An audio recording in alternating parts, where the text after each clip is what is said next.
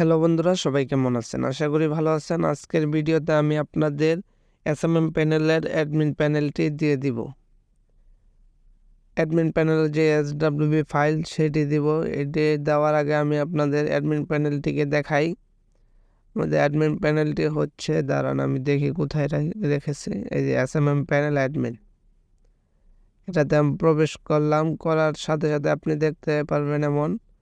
দেখার পর আপনারা এখানে দেখেন অ্যাড মানি, মানে আপনাকে যে অ্যাড মানি যে রিকোয়েস্টগুলো আসবে, আপনার অ্যাড মানি আমি যে অ্যাপটা দিচ্ছি সেটা অটো, তাই এখানে আসবে না, ঠিক আছে? যদি আপনি একটু মানে চেঞ্জ করে যদি অটো থেকে ম্যানুয়ালি আনেন তাহলে আপনার হয়ে যাবে। মানে সার্ভিস অর্ডার, আপনার যতগুলো অর্ডার করবে ততগুলো এখানে শো করবে।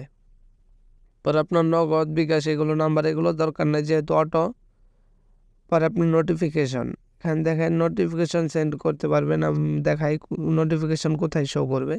যদি আমি ইউজার প্যানেলে যাই, যাওয়ার পরে যে এখানে নিচে যদি যাই, দেখেন hello please subscribe to our চ্যানেলে, যে এখানে, ঠিক আছে, যে এখানে দেখেন সিমোরে ক্লিক করলে এই যে hello please subscribe our channel, আমি এটা দিয়েছিলাম অ্যাডমিন প্যানেল থেকে, এই যে দেখছেন।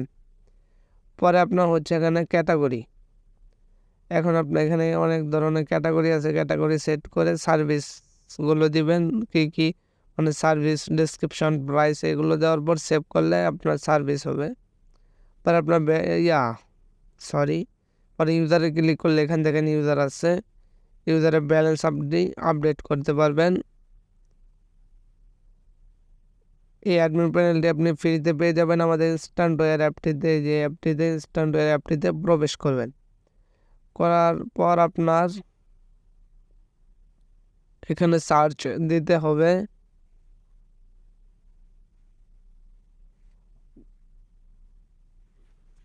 এখানে আপনি লিখবেন এসএমএম, ঠিক আছে, বড় হাতের দিবেন এসএমএম।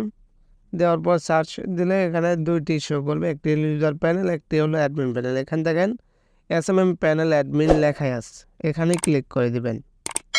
দেওয়ার পর আপনি কি করবেন, সরাসরি ডাউনলোড এসডব্লিউবিতে ক্লিক করে দিবেন।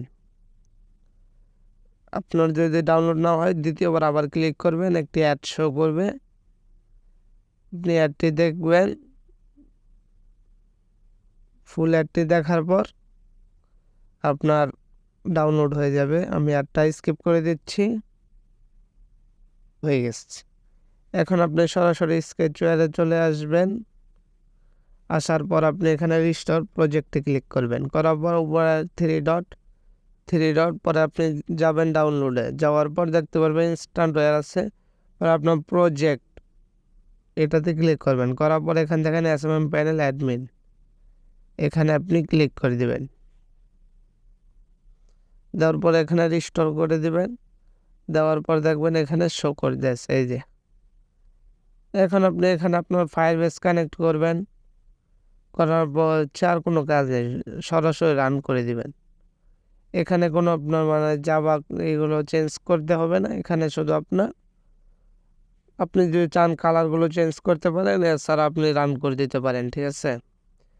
তাহলে আজকের মতো ভিডিও এই পর্যন্তই। সবাই ভালো থাকবেন, সুস্থ থাকবেন এবং আমাদের চ্যানেলটি অবশ্যই সাবস্ক্রাইব করে রাখবেন এবং পাশের বেল আইকনটি অন করে দিবেন এবং ভিডিওতে লাইক করতে ভুলবেন না।